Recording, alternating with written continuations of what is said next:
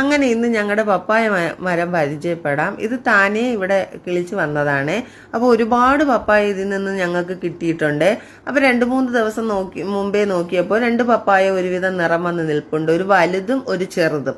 അപ്പം ഞാൻ അതിനെ രണ്ടിനെയും കട്ട് ചെയ്ത് പേപ്പറിലൊക്കെ പൊതിഞ്ഞ് വെച്ചു, കാരണം നന്നായിട്ട് പഴുത്ത് വരാൻ വേണ്ടിയിട്ട്. അപ്പോൾ ചെറുത് പഴുത്ത് കിട്ടിയില്ല, കുറച്ചൊന്ന് പഴുത്തതേ ഉള്ളൂ.